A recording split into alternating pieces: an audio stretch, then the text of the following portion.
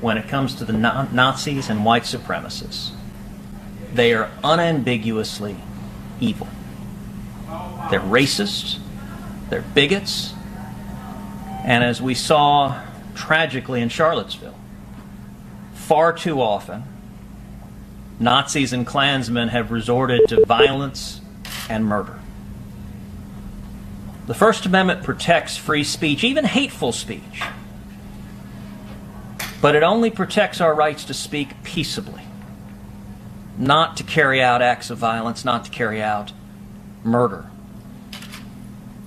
And when you do see hateful, racist, bigoted speech personified by Nazis and Klansmen, I believe all of us have a moral obligation to call it out unequivocally.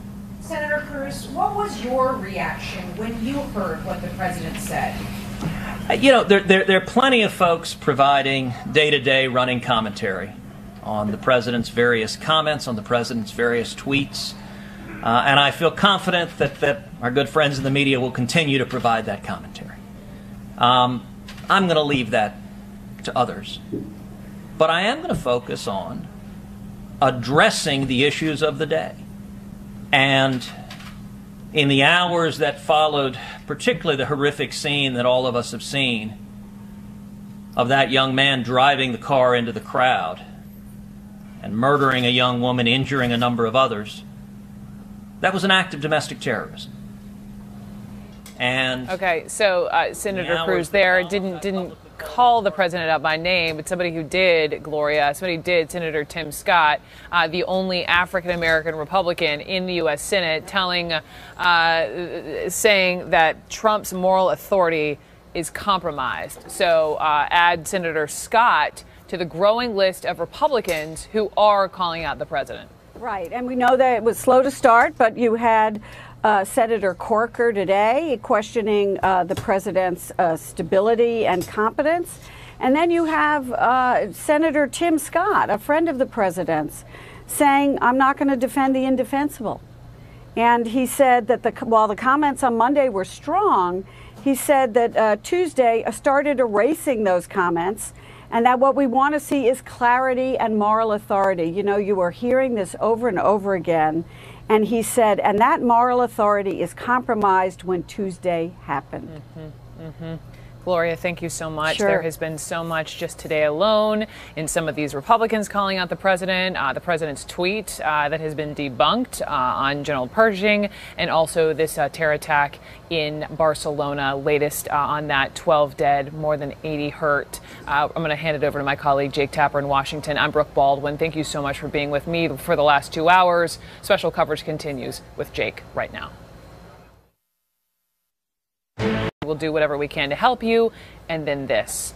Study what General Pershing of the United States did to terrorists when caught. There was no more radical Islamic terror for 35 years.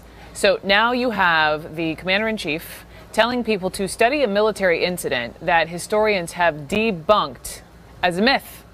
A myth. Tim Naftali, presidential historian. What was he thinking with this tweet? Oh, I don't, believe me, Brooke, don't ask me what the president's thinking when he's tweeting, except it's clear that at times he tweets out of anger. You know, it's a little bit surprising, to put it mildly, that a president would want to praise the actions of an American leader in what was an American colony. America had this moment of imperialism, which then America turned its back on. Most famously by Franklin Roosevelt, who, with a reluctant Winston Churchill, pushed for something called the Atlantic Charter that put the United States on the side of anti-imperialism.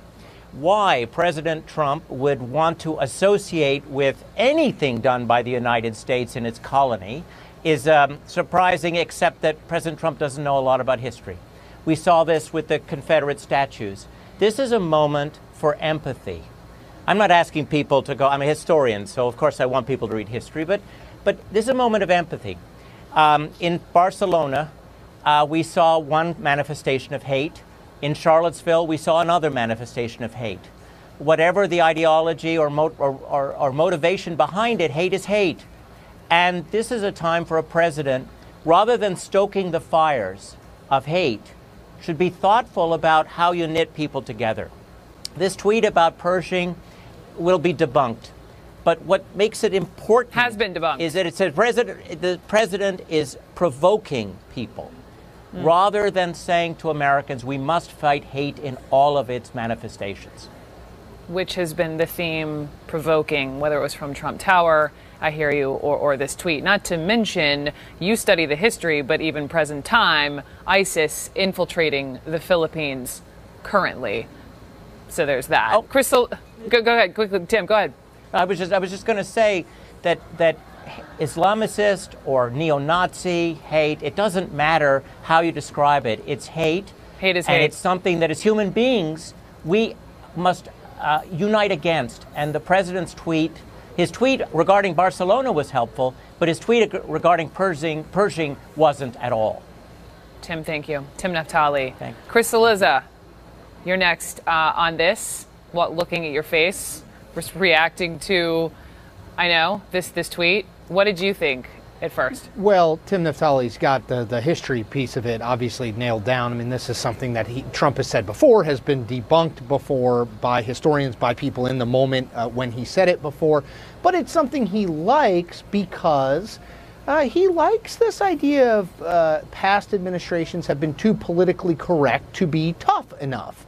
Remember, Brooke, this is a president who, as a candidate, said waterboarding will be the least of what I'll do as it relates to torture of people captured. So, I mean, this is part of the tough guy image that he likes to promote. It's also, I heard you guys using the word... But hang on, tough guy, according to the myth, I mean, basically he's endorsing mass murder.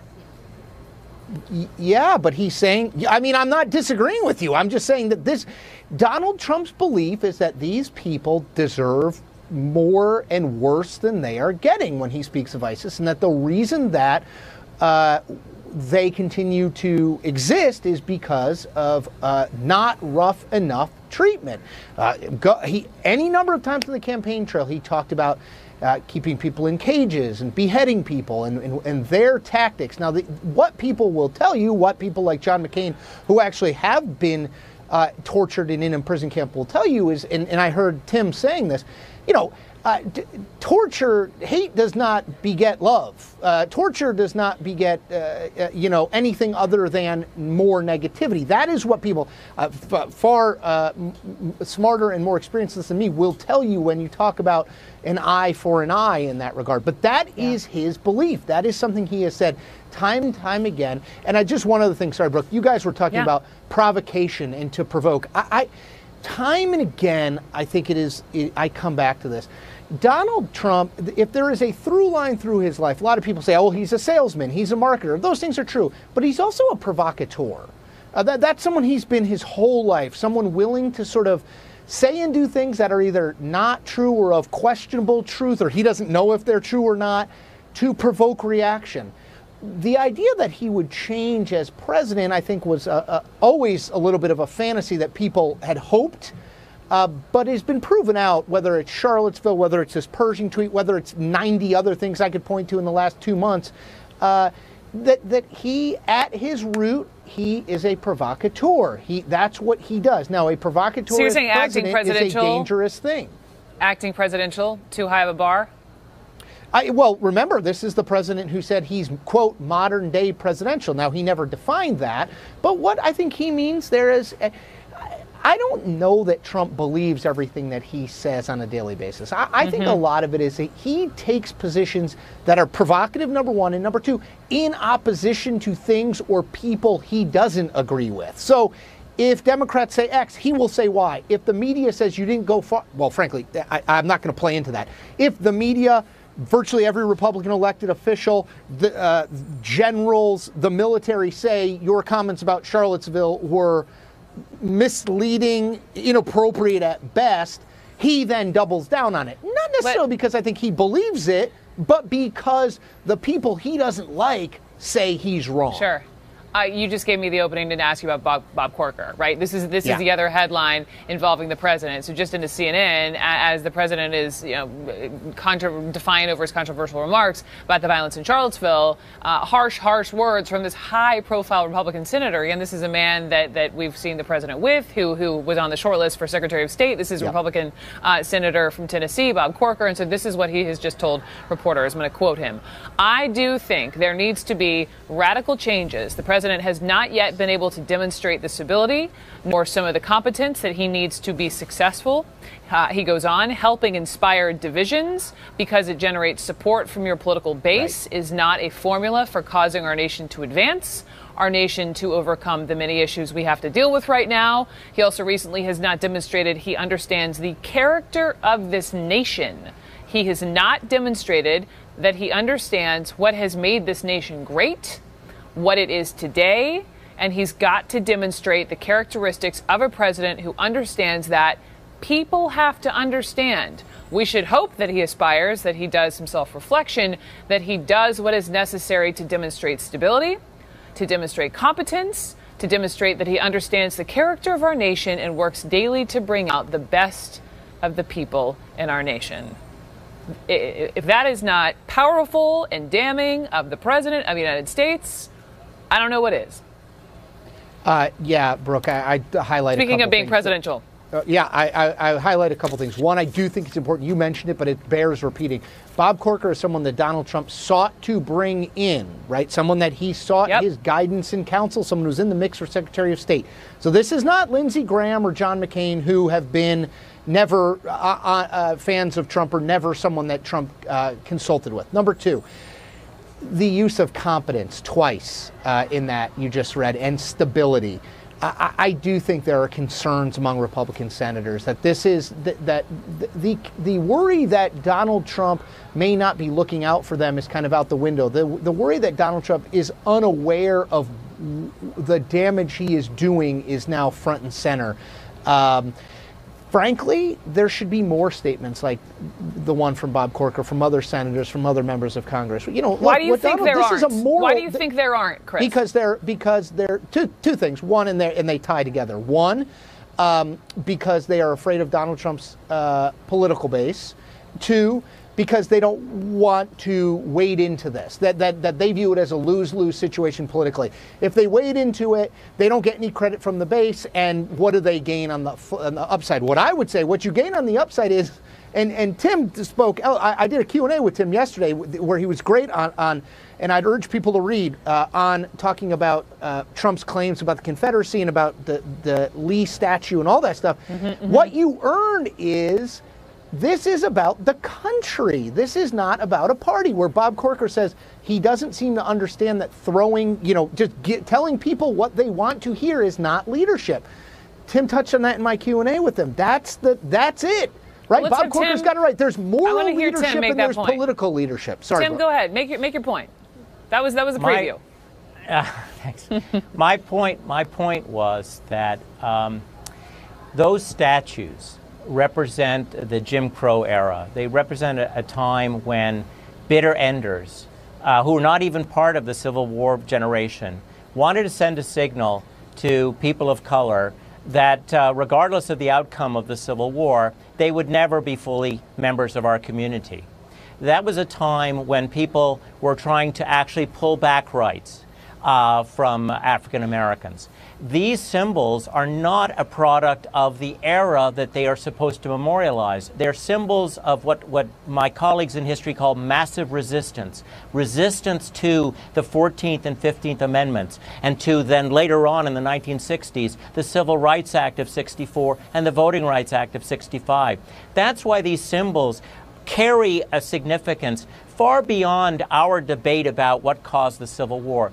That's what the president doesn't understand. And presidents need to show empathy. Chris made this point, and I'll make it again. There are times when our president needs to be, or should be, president of everybody, not simply president of the people who voted for him or might vote for him again in 2020. When there's a crisis, when there's a tragedy, that's a test of presidential leadership.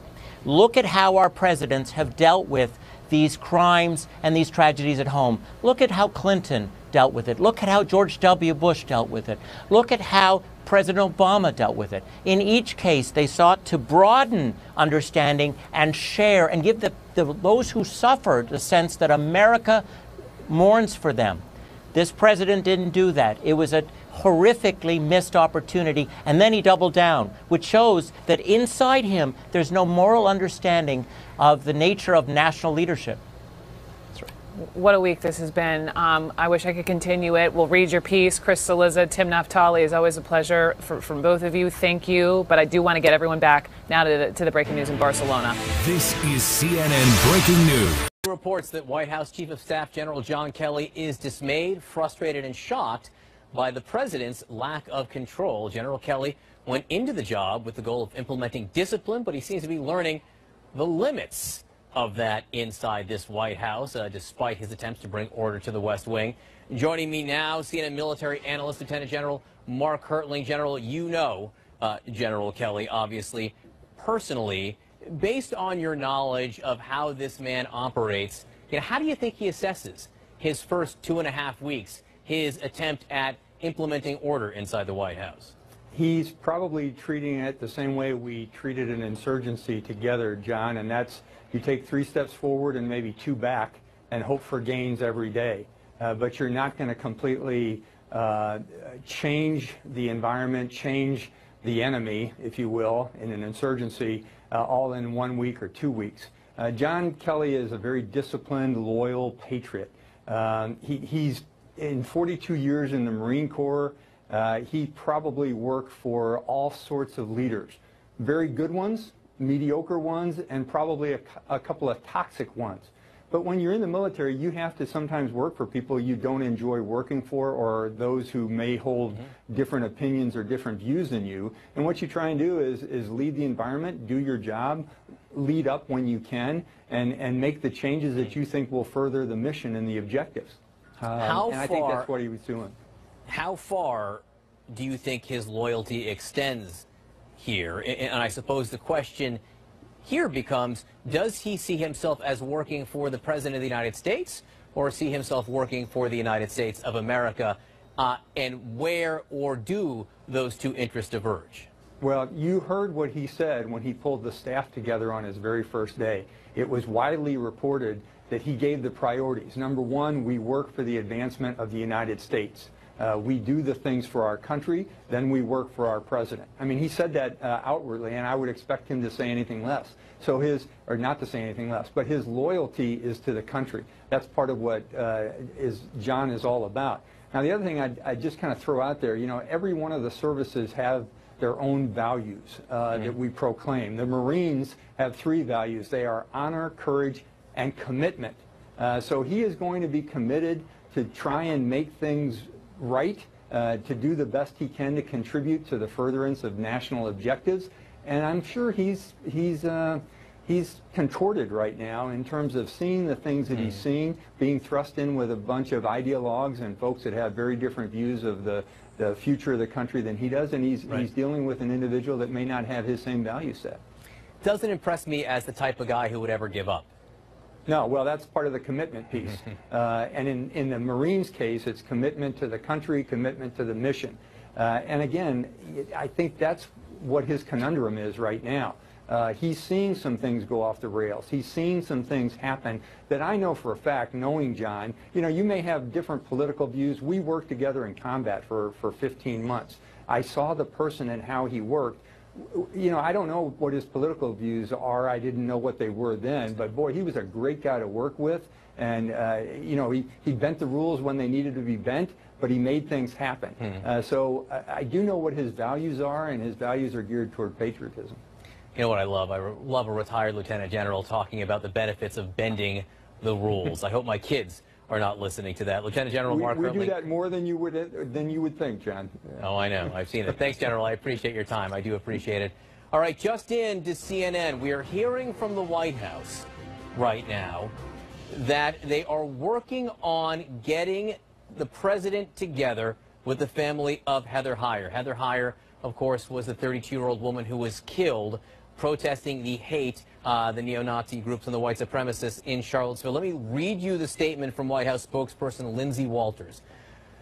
We appreciate the unifying words that Heather's mother spoke yesterday. We are working on identifying a time that is convenient for the family to speak with the president. Our thoughts and prayers are with the family. All right, inside white supremacy in America, passed down by generations. What are all these different topped and loaded meals? News this morning, moments ago, the president went even further than he did in his very controversial statement on Tuesday. Now he came out strongly against the removal of Confederate statues in the United States. Among other things, he says the beauty that is being taken out of our cities, towns, and parks will be greatly missed and never able to be comparably replaced. Now, already the president facing growing backlash over the comments that very fine people were among the crowd of neo-Nazis in Charlottesville and that both sides were to blame for the violence. A lot of people asking, where was Ivanka Trump? Where was Jared Kushner, both of whom are Jewish, during these comments on the demonstration? Well, where they were was on vacation in Vermont and pretty silent amid most of the controversy. Here with me to discuss, CNN White House reporter Kate Bennett and CNN contributor and writer for Vanity Fair, Emily Jane Fox. You know, Emily, so when bad things or controversial things happen in and around the White House, it seems like Jared Kushner and Ivanka Trump are gone. When healthcare failed in the House in March, they were in Aspen. During the fallout over Donald Trump Jr.'s emails, they were in Sun Valley, Idaho. After Charlottesville, they are in Vermont. You know, coincidence? Well, there's a little bit of a chicken-egg situation here where it's hard to say whether the scandal came first and then the vacation and then the scandal, but there are two patterns that emerge in Jared and Ivanka's short White House history. The first is that when something bad happens, immediately there is a story from people close to them saying they tried really hard. They tried really hard to convince the president to moderate, but, you know, the president is the president. And the second is that they're not there. Whether it's a coincidence or not, I can't say, but it seems like a short 2-day trip to Vermont is something that's easily postponable. This is an issue that is very close to their family. They have 3 Jewish children. Jared Kushner is a grandson of Holocaust survivors. This trip probably could have waited. This is a very low moment in the president's short time in office, and it feels like an odd time for his 2 senior advisors to be taking a trip to Vermont. As you note, there were $740 million. They probably could have afforded even a full fare ticket back. I think so, especially, you know, they drove on, they flew on a Trump helicopter there, so they wouldn't even have to have paid full fare. So, Kate Bennett, you know, as Emily notes, you know, they seem awfully anxious to get the notion that they're not around when these controversial things happen out there. But it does beg the question, even if they are there, you know, is the scope and breadth of their influence, has it been overestimated all along? I mean, I think, as Emily says, a bit. I mean, we can look at tangible examples of this where people sort of felt that Ivanka and perhaps Jared were these very influential Trump whisperer type of people, but on issues from, you know, climate change to immigration to LGBT, clearly the agenda that was sort of hoped for, that Ivanka Trump could be a more moderate voice, has not worked. And as Emily said, also, it sort of creates a scenario where, well, what does work? Where can it work? And saying behind the scenes, well, they tried, isn't necessarily going to help them with this sort of reputation issue. But it's also a challenge of just being this sort of unprecedented, I'm a daughter and I'm also a senior advisor. So the two must butt heads, and I would imagine it's a difficult position this weekend, and staying silent is going to have its own fallout for both of them. And Emily, this has got to hit close to home for Jared Kushner when you're dealing with marching neo-Nazis shouting anti-Semitic slogans. I mean, he is the descendant of, you know, of Holocaust survivors. This is something that I would imagine hits them both very, very close, not only because of Jared Kushner's family history. They have 3 children who are in Jewish day schools. I would imagine this is very difficult for them. But at the same time, this is not new for the Trump presidency. This is, of course, a new low, but this is a theme that has been there since the campaign and throughout the White House, and they've still continued to stick by him. All right, Emily Jane Fox, Kate Bennett, thanks so much for being with us. The breaking news this morning, the president essentially saying, keep the Confederate statues. Tearing them down would be to rip apart U.S. culture. All right, the breaking news just moments ago, the president of the United States endorsing the presence of Confederate monuments around the country. This was his statement. Sad to see the history and culture of our great country being ripped apart with the removal of our beautiful statues and monuments. That from the President of the United States. And it is that attitude which has led to one of the most surprising and significant splits from the President. Corporate leaders, key executives fleeing the White House advisory councils. Remember, business people are supposed to be his people. The President claimed he dissolved these councils, but sources tell CNN the President only released his statement after learning that the remaining CEOs were already planning to leave. Joining me now, Chief Business Correspondent, star of Early Start, Christine Romans, and Stephen Moore, CNN Senior Economic Analyst and former Trump campaign advisor. You know, Romans, first to you. You know, let's just, who dumped whom here, and why did the executives feel like they had enough? He dissolved 2 boards that didn't have anybody on them anymore, basically. That's how this goes here. The backstory is fascinating. Like yesterday, there were these big meetings, conference calls with all of these titans of industry who together decided that this was a risk to their brand. Their employees didn't like their affiliation with the president after those Charlottesville comments, and that it was time for them to disband. And so they alerted the White House that they would, and then the president himself said he put out that statement. You know, there's been rifts before on climate change, right? On a host of other things. Immigration reform, for example. You already saw Bob Iger from Disney and Elon Musk from Tesla for other issues step away from advising this president. And frankly, you know, Richard Trumka from the AFL-CIO, he said the manufacturing council that they were on, they didn't feel like they were really doing anything yet. Anyway, so were you just there to, I don't know, be a blue ribbon panel for the president for his ego? Or were you really trying to do something, and so they decided to get out? Stephen Moore, you know, you feared this would happen. You predicted this would happen, you know, when these councils were formed. My question to you is, who do you think is to blame here? Well, before I answer that, John, I just have to address something in your previous segment because I feel so strongly about it. I heard this Washington Post reporter refer to Robert E. Lee as a terrorist. And I think that is so offensive. I've lived in Virginia for 30 years, so I'm from Chicago, but I kind of consider myself a Southerner now. And just to basically say that half the country which fought for the a Southerner now, and just to basically say that half the country which fought for the South in the Civil War was a gang of terrorists, I think is really truly rewriting history, and it's not salvaging the wound. It's making these things, I think, worse. I mean, Robert E. Lee hated slavery. He abhorred slavery, Stephen. But he fought for his section of the country. Now, that's a totally different subject. But let me say something. But I can't let it slide. I can't let it slide. Robert E. Lee held slaves. He ordered the beating of slaves. He ordered the return of fugitive slaves, and he fought for the dissolution of the Union to maintain slavery. So his personal attitude towards slavery aside. It wasn't. The Civil War was about the South having its own rights. I mean, look, slavery was part of the Civil War, but it wasn't central to the Civil War. It was the South feeling like it was overwhelmed. By the way, it was the same way. I know, Stephen. But again, you know, the Civil War had the South won. The history is important here.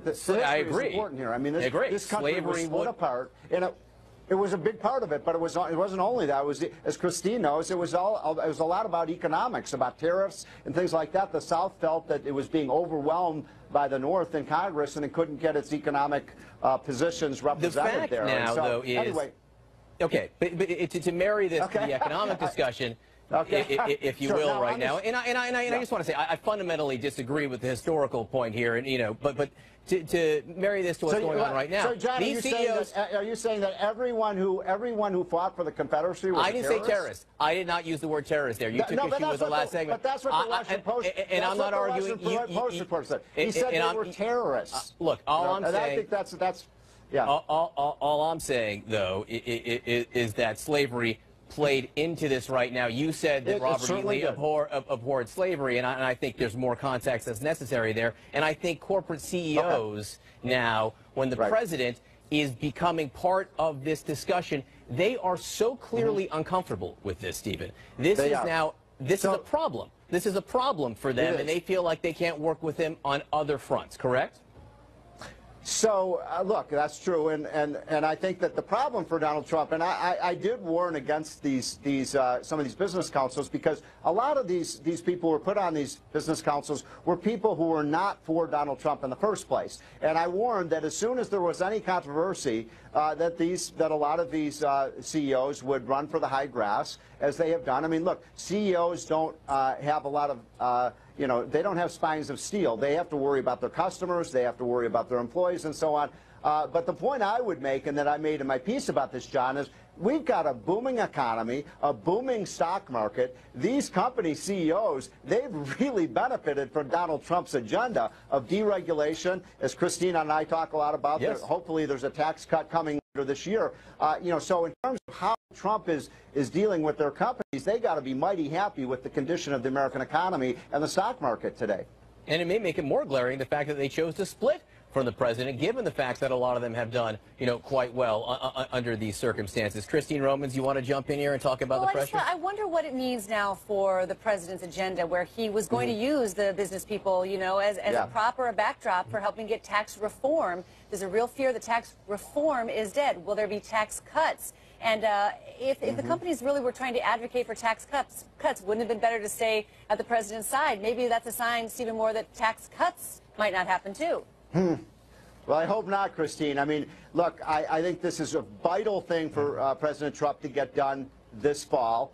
They struck out on Obamacare. I always said, they've got to either get Obamacare repealed or get this tax cut delivered, because, John, if they don't deliver this tax cut in the fall, Trump will essentially have had no major legislative victories in his first year in office. So it is critical. I think you're right, Christine. He would need a lot of these CEOs to be on his side. A lot of these CEOs, by the way, as you know, Christine, these companies would greatly benefit from a business tax cut. So we'll see. And by the way, workers will benefit too, because when companies do better, workers do as well. So we'll see whether this impairs that business agenda that Trump has for the fall. All right, Christine Romans, the market's open in about a minute and a half. Where are we headed? Well, you could see a little bit of a pause, I would say, today. Yesterday, we watched the market move a little bit higher, but not very convincingly. One of the things here is this isolation of the president, John.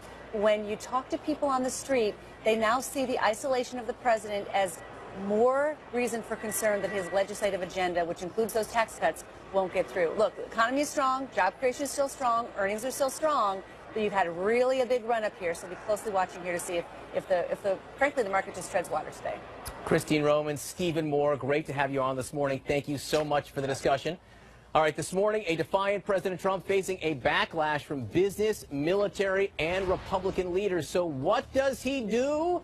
Launches new attacks on key members of his own party. How will they respond? Before the bell. Good morning, everyone. John Berman here. This morning, the White House has become Trump Island, an island that is shrinking. And moments ago, instead of trying to get more people to join him on this island, the president is casting them off. It would be like Tom Hanks not just losing Wilson, but popping him. President Trump just attacked 2 Republican senators who've been critical of his response to the Charlottesville violence. He more or less endorsed the primary opponent of Senator Jeff Flake, which honestly almost never happens. And he went after South Carolina's Lindsey Graham as well. Publicity-seeking Lindsey Graham falsely stated that I said there is moral equivalency between the KKK, neo-Nazis, and white supremacists and people like Ms. Heyer. Such a disgusting lie, he just can't forget this election trouncing the people of South Carolina will remember. Well, what a lot of people remember, though, is what the president said out loud 2 days ago. I think there's blame on both sides, and I have no doubt about it. You had some very bad people in that group, but you also had people that were very fine people. All right, so since that moment, the president has suffered rebukes from his own party, serious distancing from his own generals, and anonymous anxiety from his own advisors, hence the island. So one person still precariously present on that island, his chief strategist, Steve Bannon, who once described his Breitbart website as a platform for the so-called alt-right.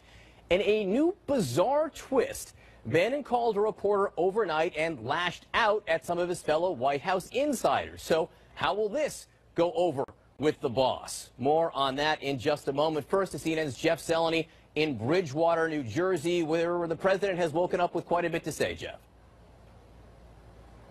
Good morning, John. He has quite a bit to say after an unusual silence yesterday, of course, in the wake of that very loud press conference on Tuesday at Trump Tower. But the president is tweeting up a storm. A few moments ago, just as you were reading the introduction there, the president is tweeting again. He's talking about a meeting he's having later today with Linda McMahon, the head of the Small Business Association. He tweets, jobs numbers are looking great. A lot of Republicans, a lot of people in his administration, John, quite frankly, wish he would only talk about the economy, only talk about jobs. We've heard very little of that in recent days. But you talked about that island. That is something that is so different about this moment indeed. The president, the businessman president, isolated from business executives. He's the commander-in-chief now at odds with the commanders-in-chiefs of the 5 branches of the service. And the Republican, the leader of the Republican Party, at odds with his fellow Republicans. That is where this day begins of this working vacation as he nears the end of it here. The White House is trying to keep the president busy. They're trying to get back on track, back on the agenda. It's why they have added a meeting tomorrow in Camp David. The president going to fly to Camp David for the day to talk about his Afghanistan strategy, I'm told.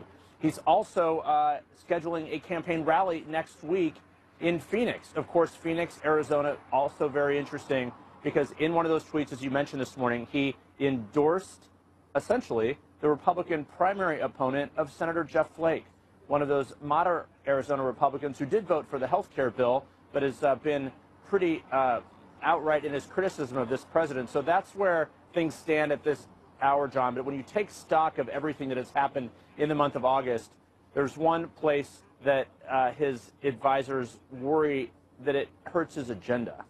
The agenda for tax reform, the agenda for what he hopes to do in September here, that has been eroded and weakened, in fact, by this. But the White House today trying to turn the page. We'll see if that happens in the hours to come as we keep an eye on those tweets. But we're not expected to see the president at any public events here today, John. No, although it does turn out that Twitter is quite public. Jeff Zeleny for us near the President's Resort in Bedminster, New Jersey. Thanks so much, Jeff. Great to see you this morning. So the only thing that could make this whole situation even more chaotic, a potentially rogue interview from a key White House official attacking his colleagues and contradicting the president. So guess what? That happened. Steve Bannon had a lot to say overnight. CNN's Caitlin Collins live in Washington with that. Caitlin. Yeah, John, this was a very startling interview, and so many people were trying to read it because Steve Bannon, the president's chief strategist, doesn't often give interviews, that it crashed the site's servers multiple times yesterday. People were reading this interview and they were stunned at the candid answers coming from Steve Bannon, many of them undercutting the president or going after his colleagues there in the West Wing. One that really got everyone's attention was about these events in Charlottesville this week. This reporter, Robert Kuttner, brought it up to Steve Bannon, and he said, ethno-nationalism, it's losers. It's a fringe element. I think the media plays it up too much, and we've got to help crush it, you know, help crush it more. He said these guys are a collection of clowns. Now, as you know, Steve Bannon has said the website he ran, Breitbart, was a platform for the alt-right. Another stunning comment that Steve Bannon made in this interview was about Democrats. He said that he hopes the longer they talk about identity politics, I got them. I want them to talk about racism every day. If the left is focused on race and identity, and we go with economic nationalism, we can crush the Democrats. Now then also we saw him really undercut the president on North Korea in this interview, John. He basically said that there is no military solution in North Korea, which completely goes against what Donald Trump has been tweeting these past few days, saying that he would respond to North Korea with fire and fury if they took the wrong step. Now, this is a startling interview on many things, but this reporter said that the issue of whether or not this was off the record never came up. Now, Steve Bannon did not know this reporter. He called him out of the blue while he was on vacation, and he never said it was off the record. Steve Bannon is a media-savvy guy who ran a media operation for years, so it's pretty surprising that he would think he could say these things in an off-the-record comment. Now, all of this comes as Steve Bannon has been under some heat in the White House, and just when it was looking like he was stabilizing his position, he just gave the president several more reasons to fire him, John. All right, Caitlin Collins for us in Washington. Just one more ingredient in this bizarre mix being cooked right now. Here to discuss, Nathan Gonzalez, CNN political analyst and editor and publisher at Inside Elections. Wesley Lowery, sitting contributor, national reporter for The Washington Post, and Caitlin Huey-Burns, national political reporter for Real Clear Politics. And guys, guess what? We have some breaking news. Senator Lindsey Graham has responded to this attack on him by the President of the United States. Again, Lindsey Graham was very critical of the President's response to the Charlottesville violence. This is what Lindsey Graham writes this morning. Mr. President, like most, I seek to move our nation, my state, and our party forward toward the light, not back to the darkness. Your tweet honoring Ms. Heyer was very nice and appropriate. Well done. However, because of the manner in which you have handled the Charlottesville tragedy, you are now receiving praise from some of the most racist and hate-filled individuals and groups in our country. For the sake of our nation, as our president, please fix this. History is watching us all. That from Republican Senator Lindsey Graham this morning. So Caitlin, let me ask you, is this a fight that the president wants to be in right now with the people he is now fighting with, Republican senators? Right. Well, we know that they come back to Washington next month with a large to-do list on the budget, the debt ceiling, and other items like tax reform.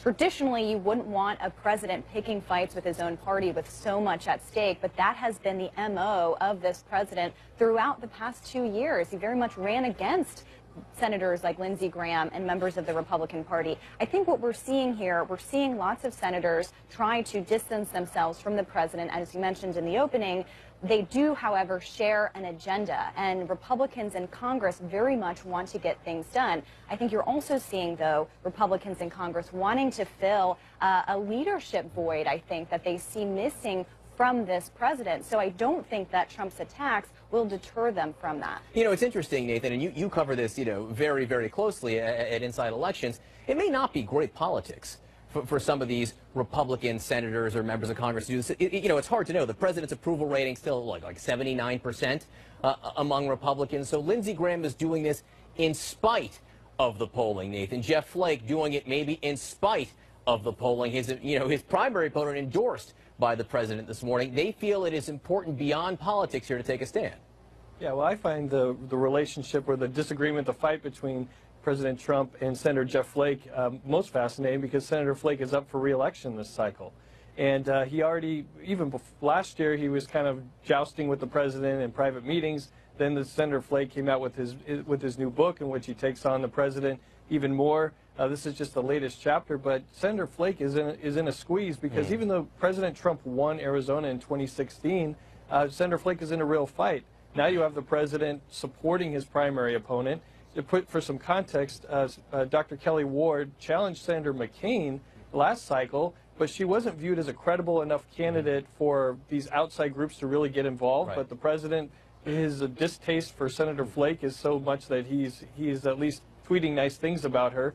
But then in the general election, if Senator Flake distances himself too much from President Trump, he risks losing some Republican voters in the general election, which could hurt him because he's probably going to face a credible Democratic opponent, maybe Congresswoman Kyrsten Sinema or Phoenix Mayor Greg Stanton. And look, we don't know. It may be beyond politics for a lot of these Republicans right now in office. And don't forget, the president might need these Republicans, say, if the Russia investigation heats up. But it's not all just about politics here. There are serious moral and cultural issues at play here. And more breaking news, guys. The president is jumping into those moral and cultural questions with both feet again. Just now, 1 minute ago, he made this statement, the president of the United States. Sad to see the history and culture of our great country being ripped apart with the removal of our beautiful statues and monuments. Wesley Lowery, he is clearly talking about the removal of what he calls the beautiful statues of Confederate generals Robert E. Lee and, for instance, Stonewall Jackson in Baltimore. He is taking a side here now. Before he said it was up to the cities and towns to decide. That statement right there from the President of the United States makes crystal clear he wants to see these Confederate statues stand. The impact of that. Well, I mean, it's clear. I think that there has been, and we've seen various Republicans and various people in politics come to this realization over the course of the last few days. There have been some equivocating previously that, oh, does Trump really mean these things he says? Is he just inartful or lacking tact? The statement you just read is pretty clear. The President of the United States believes there should be statues across this nation honoring people who fought and in some cases died to keep American citizens, some people who live here, in chains. The President of the United States believes we should honor in public places people who think that black and brown Americans, in some cases Jewish Americans, are subhuman. That's what the President just said. And so I think that there has to be clarity here and clarity on this issue. I think that for a long time, for years, for decades, there's been a conversation that we've had in political spaces where we like to both sides this story. Well, is this erasing history? Is this not? No, I mean, we don't, in our nation, we don't have statues of terrorists all over the place. And in other contexts, we don't have a statue of the two men who shot up Columbine outside of a high school. Why? Because that would be deeply offensive and insane. But we do have statues of Confederate generals, people who committed treason and who wanted to enslave and keep enslaved black Americans. And the President here